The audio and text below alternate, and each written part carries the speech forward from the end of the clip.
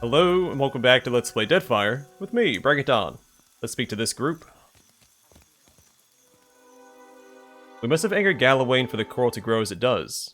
But how? A broad-shouldered man with a long, jagged scar across his brow argues with a woman outside the longhouse. He throws his hands up, about to shout, but the woman cuts him off mid-exclamation. I will not return to the longhouse, Weto, never, and I won't blunt my teeth about it further. She plants her hands firmly on her hips and juts out her chin in defiance. But what are you so stubborn? The Rawatayans do us a great favor and you spit in their faces. Weto ceases his shouting when he notices you listening in. What can I do for you, Outlander? Is there a problem here? Not at all, not at all. My sister and I are just having a small disagreement. Weto rubs at the back of his neck and looks away, embarrassed. It is because you speak like this that I yell at you in the first place. You're beginning to sound like those Rawatayan outlanders, and it shames me to say so. What's your problem with the Rawatayans? Ignore her. She has an urchin up her ass about her cousins from the north and can't be persuaded. I should know. I've tried. He shoots Tippa an irritated look and rolls his eyes. Is it so unreasonable to want to protect my culture, our culture, from our greedy neighbors? She spits on the ground between you and grits her teeth. They arrive in ships laden with goods they believe will please us and think that gives them the right to build their walls on our land. Then, they act surprised when we don't all fall at their feet with cries of gratitude.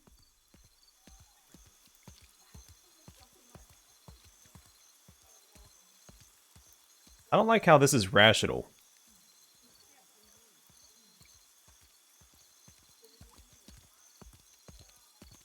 Yeah, she has a point. I must admit, I'm surprised to hear one such as you agree with her. Well, I may be from Rawatai, but I don't own it. If you agree with me, then why do you stand here flapping your tongue?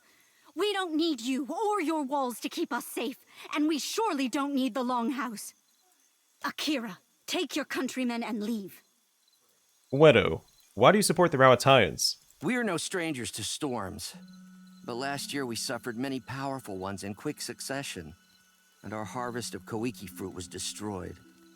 Prize share was rationed, famine loomed, and then the Rawatayans sent ships, load after load of food, enough to see us to the next harvest.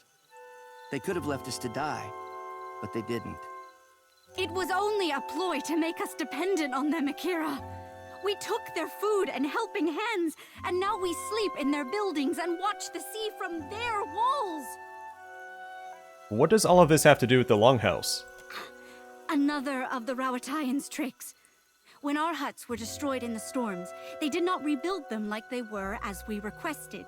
They built this longhouse instead. Tippa grunts. Are you not one people? They said.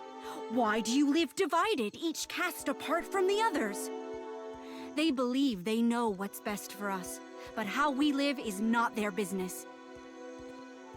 I do agree with that point. I think the caste system is awful. The Fleet Master says we are weak because we don't work as one. She doesn't see that it's our differences that make the Huana strong. She doesn't want to see it, lest it put the lie to their enterprise here.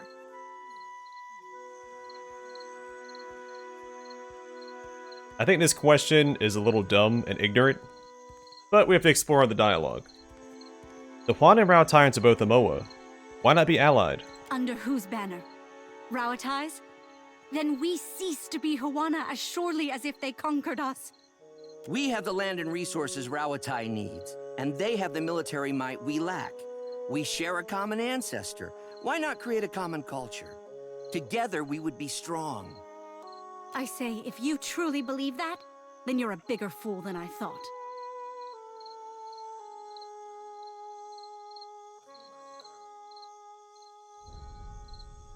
Yeah, I think everybody should forge their own path. So option 1, of course. The Huana should forge their own path. Akira, I don't need you to tell me as much. But I appreciate your support nonetheless. Tippa nods and gives you a tight smile. It is gratifying to be heard and understood. That even a Rawatayan can do this and my brother cannot shames us both. Caught between the Valians and the Rawatayans, we will be crushed. We need a strong ally to survive the coming years. Well, I have, like, 21 might. So I'm pretty strong. Wedo shakes his head sadly. He tries to put his hand on his sister's shoulder, but she shrugs him off, a look of disgust curling her lips. What can I do for you, Outlander? I'll be on my way. I hate to see Tippa and Wedo fight.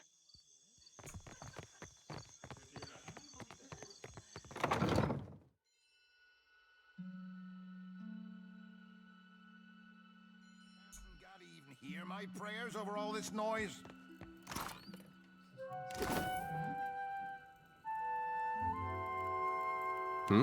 Yeah, right away. How may I help?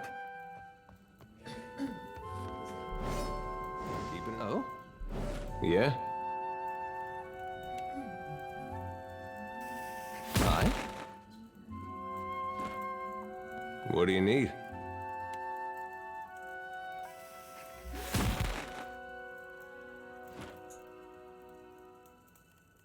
Okay, maybe I'm too close.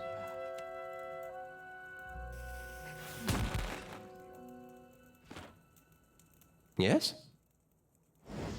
Of course. Or it's because he can see Yes? Aloth Nice. hiding there. I'll That's see my what bad. I can do. The work. A moment. Yes? Over, then under, then twist. Good. Kira, it looks so easy when you do it. Also, I don't think I've ever seen that interaction before. If they see someone sneaking, they won't fall for spark crackers. These crates are overflowing with personal belongings that couldn't fit in the longhouse. On it.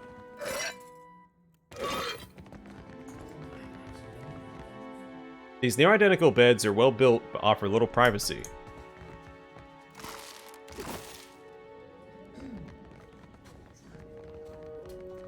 Sorrow and Adunga. A middle-aged Kwaru woman raises her brows in question when you approach, her hands too full with braided ropes of dried reeds to greet you properly. Beside her stands an elderly Raparu man awkwardly grasping his own bundle of reed rope. Oh, hello. Come to watch me tie rugs, have you? Asaro here has been teaching me. He indicates the woman beside him with a dip of his chin. The corners of his mouth twitch, like he's trying to hide a smile. What say, traveler? Isn't it unusual for Kwaru and Raparu to do the same work? It is, as you say. But I have always admired the beautiful rugs Osaru makes. He shrugs. And Nadunga can fix anything.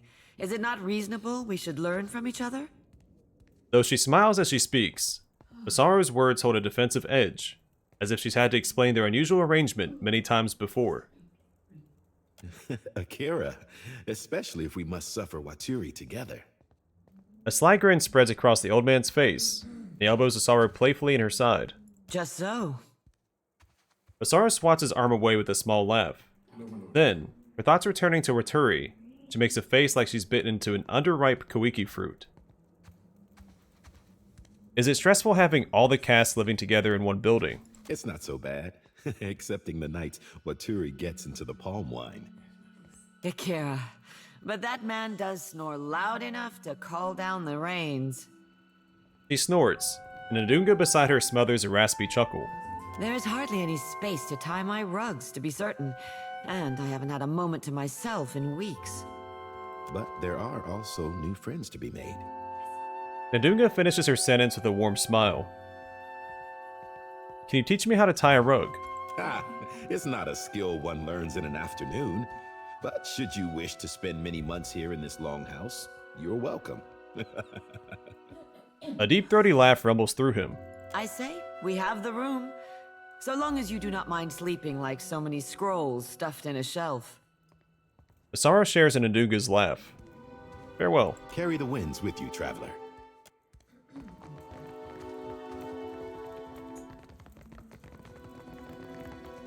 Those Raparu dare make such a racket in my longhouse? What were those royal Deadfire fools thinking? A large Juana man glares down the length of the building, his fists clenched tight.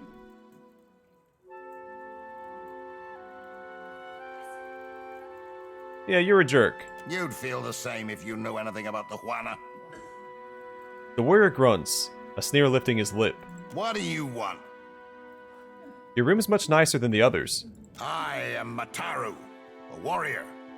The best quarters are mine by right. And yet I cannot display my most precious possession, my grandmother's warhammer, for fear the Raparu might steal it. It is absurd. Oh, I may have taken that myself. Why would the Raparu steal your stuff? They know no better. A Juana soul is not born into the Raparu without reason, after all. He can hardly resist rolling his eyes. How did the Royal Deadfire Company come to control Sayuka? Not even the greatest Mataru can stand against a fleet of Rawatayan warships. The warrior speaks with a bitter shake of his head. Farewell.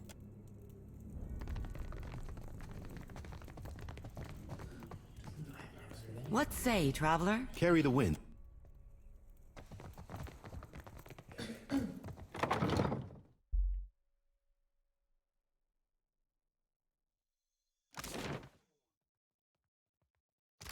To the workshop.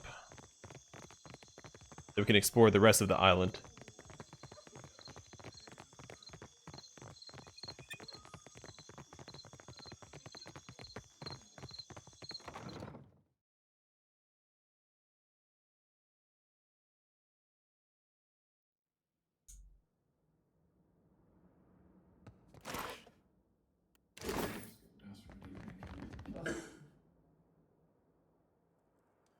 When you first enter the workshop, you find the Valiant scientist Avera and a large Amoa man in heated conversation. He gestures wildly. His mouth is set in a hard grimace that bears his pointed teeth. Avera regards him with her hands planted firmly on her hips. When he spots you, his eyes widen. You! This area is strictly off-limits to non-company personnel. What are you doing here? Calma, amico. Is this not the casito your Hazanui said she would send? Avera rolls her eyes. Oh, that's me. How can I help? Praise be. The coral in the harbor is growing out of control, and we've found no way to stop it. We're at our wits' end. He mops a sheen of sweat from his broad brow with a handkerchief. I've surmised that a magical disturbance must be the source of the problem. So far as I can tell, the most likely candidate is a strange magical signature emanating from someplace off the southeast coast of the island, deep beneath the sea. The Juana's records show that an ancient and Guithan ruin, Signaf Mor, once stood at that approximate location. I do not doubt that something in that ruin is the source of the trouble. Perguono, take this. It is my masterpiece, Uck.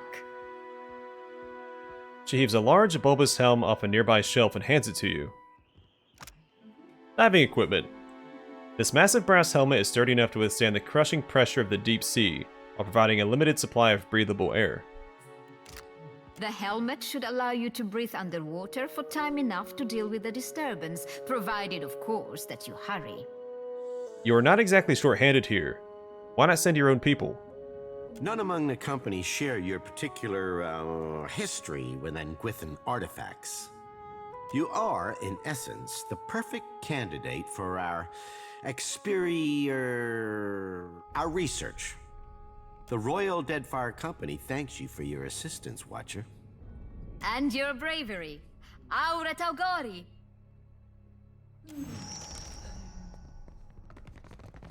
I've got it.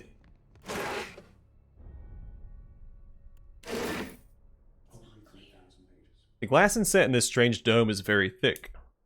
The Hazanui demanded additional cannons. We must oblige her. We cannot spare the weight. Already the ballast is overtaxed. Increase the ballast then. And store it where? Then we must increase the size of the ship. Take your concerns to the Valiant. This mess is her responsibility now. I'll see what I can do. Will do. Whatever hides beneath this tarp reeks of brass polish and machine oil. Yes, of course. Subtle indeed. The work. moment. How may I help? Ugh, so much to do, so few hours in the day. Stay out of the way. See that I'm not wanted here anymore.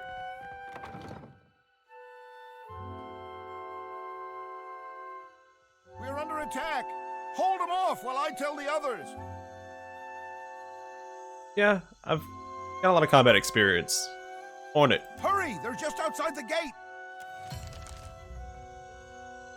I take it the Hazanui runs a tight ship. Do you ever disagree with orders? Naturally. And I bark about it until the boss tells me to stand down. You Rawatayans aren't much for passive aggression, are you?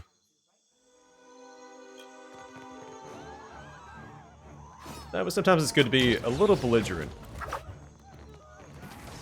Bears and druids.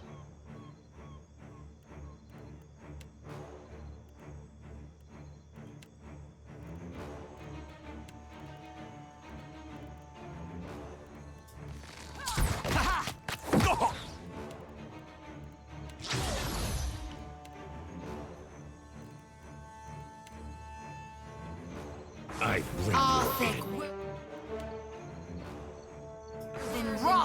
Yes?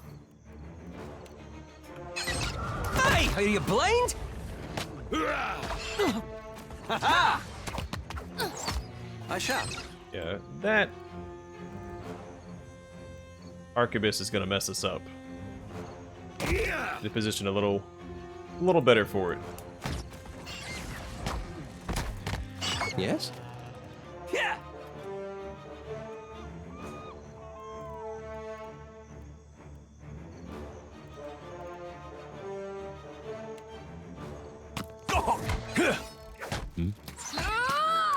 Hey, are you blind? What can I do you for? What can I do you for? Take them down. Captain? Sorry, friend. I can't.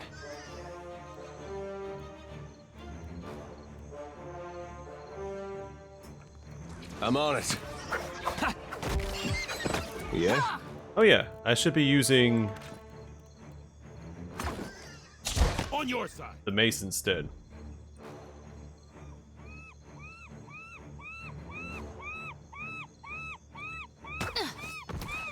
Speak freely.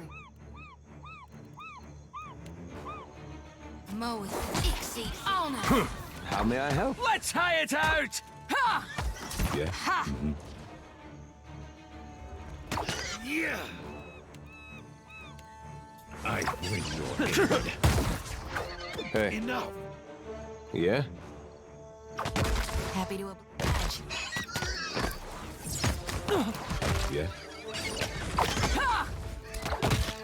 Yeah? That's it! Son of a cur! It's a little inconvenient.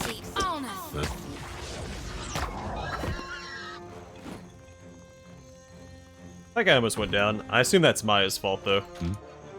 Right.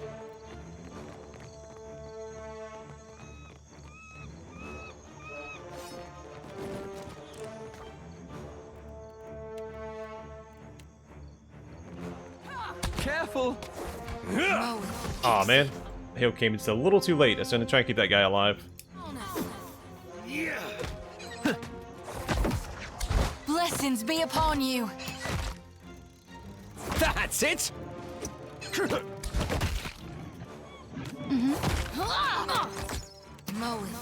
Yeah, me and you are... Yeah? Take them down. Yeah!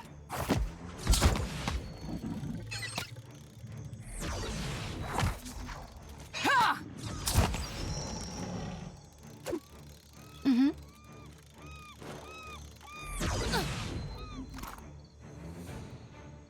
Sure thing.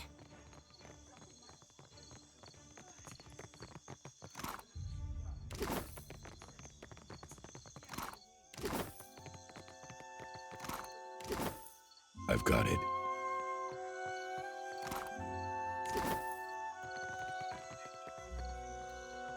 Have a chat with the fleet master. Captain. And I guess swap out her gun for something else. That's her quest reward. And this one allows her to shoot twice before having to reload. With a stacking damage bonus, I think the red hand might be better.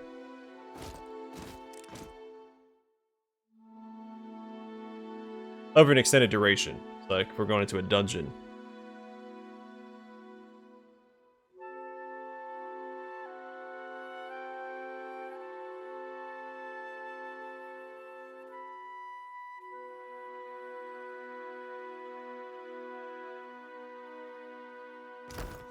You were saying?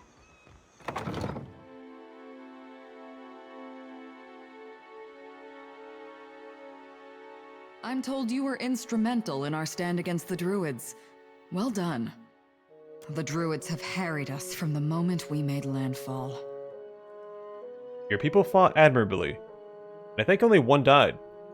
For a bunch of pencil-twiddling engineers, you mean? She laughs. Several days ago, I dispatched a small force to quell them, but I've heard nothing of them since. To be frank, I suspect they were killed. And I no longer have enough people to repel another attack. We Rowattians are tougher than most, but we're engineers all the same. We weren't trained to fight. Given your impressive showing in our hour of need, I'd hoped I might impose on you with a request for aid. Nod. Go on. Go to the bog where I sent my people. You'll find the druids' leaders there, no doubt. Kill them. Should you do so, the Royal Deadfire Company would stand in your debt, and I would be immensely grateful. So I didn't actually agree to kill them. I told her to go on, she told me to kill them, I didn't say okay. So we're not in a contract. I have to remember that going forward. I hope your effort to resolve the coral situation is meeting with success. I'm listening.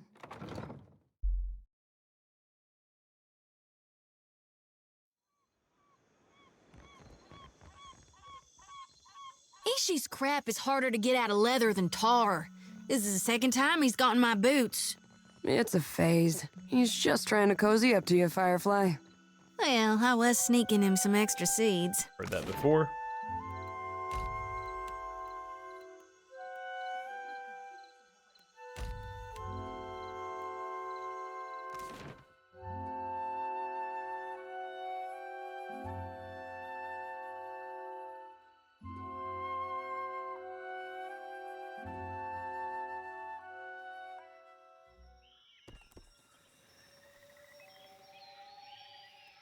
Alright, search the location. We got 5 pyrite. Club. And that's it. Not super exciting. And to Bent Branch Bog.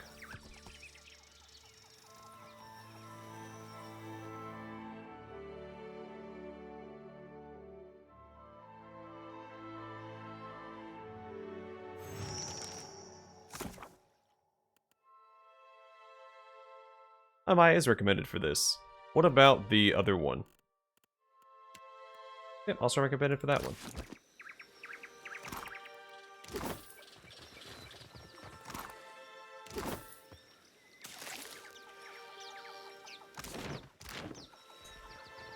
On it.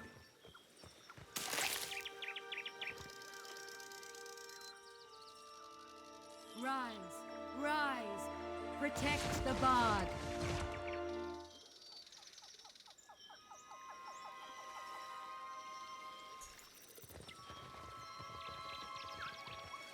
Enemies ahead.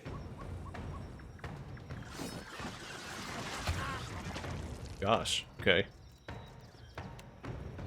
I assume they're weak to burn damage. They are. Fantastic.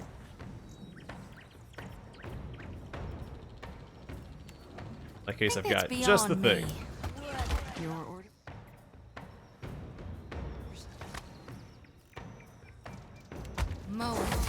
Can't get a clean hit.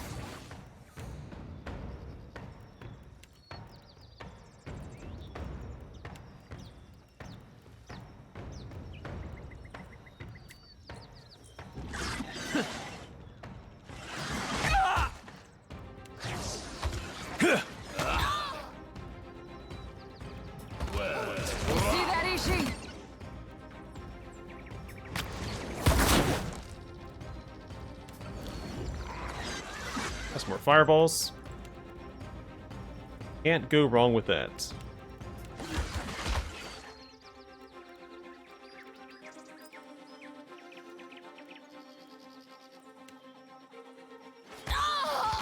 Sure thing. Misclicked.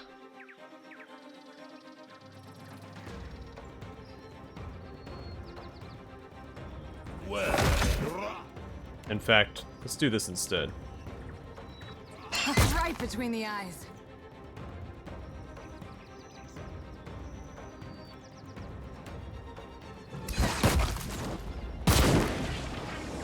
Moe Ixie on us. Oh?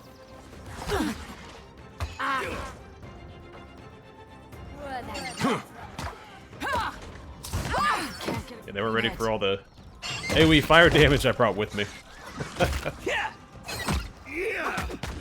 Let's They'll fall by my hand. The main character is basically a walking artillery piece. Indeed.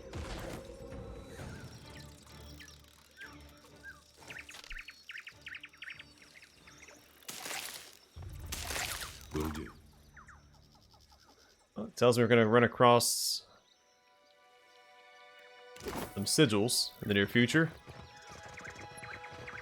And bear cub. Come on, little buddy.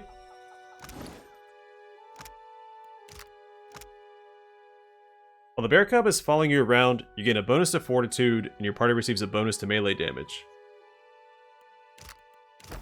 Yes? I just realized I copied over there.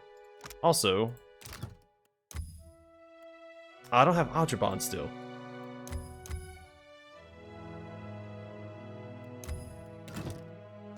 Aye? Indeed. On it.